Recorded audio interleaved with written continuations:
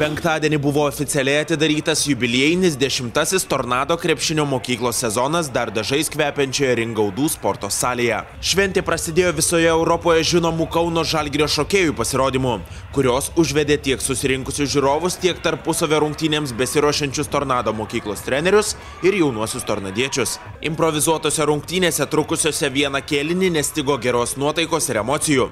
Šventėje turėjo ką veikti ir tėveliai. Jiems skirtas konkursas sulaukė didžiulio susidomėjimo. Šventėje taip pat vyko ir konkursai. Savo sugebėjimus varyti krepšinio kamuolį vienoje rankoje, kitoje laikant kamuoliuką parodė mažieji tornadukai. Sušokus Kauno rajono pramoginių šokių porai kalbas pasakė į šventę atvykę garbingi svečiai. Gerų žodžių mokyklai, kurios 4 komandos dalyvauja moksleivių krepšinio lygos pirmuosiuose divizionuose, negailėjo MKL direktorius Dainius Čiuprinskas, LKF generalinis sekretorius Mindaugas Balčiūnas, Kauno rajono meras Valerijus Makūnas, Tornado krepšinio mokyklos projektų vadovas Edgaras Stankevičius. Pastarasis įteikė merui simbolinius marškinėlius, o meras Tornado krepšinio mokyklai įteikė Kauno rajono simbolį vėliavą. Taip pat meras paskelbė, jog nuo šio sezono pradeda bendradarbiavimą su Tornado krepšinio mokykla. Pirmas to pavyzdys – nauja sporto salė Ringauduose. Negana to, puikia nuotaika sezono atidarymo šventėje praskaidrino Lino Adomaičio muzikinis pasirodymas. Ši šventė ne tik krepšinio mokyklos, bet ir Kauno rajono Tornado krepšinio klubo RKL sezono pradžia. Būtent visas sezono atidarymo iškilmes vainikavo RKL rungtynės tarp Kauno rajono Tornado ir Kauno Katos grupės komandų. Tornado ekipai atstovaujantis geriausia auklėtinė aikštėje paliko visas jėgas ir iškovojo pergalę rezultatu 65-54. Džiugu, kad tokios šventės vyksta ir džiugu, kad tokios salės atsidaro ir manau, kad tik tai visiems tai nauda ir manau, kad krepšinis, moksleivių krepšinis pirmiausiai pajus, o tolimoje ateityje ir įvairios rinktinės ir matysim žvaigždės lakstančius ekranuose.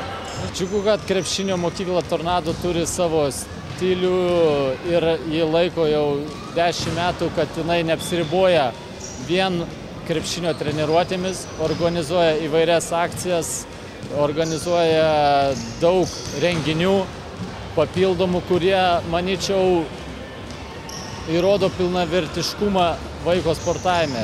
Ir ne visi tampama krepšininkai, o suprasti visas subtilybės padeda įvairios šventės, susitikimai su garsiais krepšininkais ir taip toliau. Tai malonu, kad ši mokykla per trumpą gan laiką 10 metų įsiplėtė, nepilnai 10 metų įsiplėtė iki vienos vedančios mokyklos ir kad jinai neužmiršo savo iššakų ir organizaciją aukštam lygyje. Taip, stengiamės visus įtraukti, kad kiekvienas atėjęs į šventę jaustųsi ne kaip tik žiūrovas, bet ir pats galėtų padalyvauti, pačiupinėti kamuolį, išbėgti ant šios arenos parketo ir taip toliau. Tai mes kuo įsiskiriam iš visų kitų krepšinio mokyklų tom, kad kiekvienais metais organizuojame sezono bei atidarymo uždarymo šventės. Vidury sezono turime tarptautinius turnyrus, kuriuose dalyvauja daugybė komandų iš užsienio. Tuo mes skiriamės nuo kitų ir įgyvendiname daug socialinių akcijų. Būtent įtraukimas yra labai svarbu šiai dienai.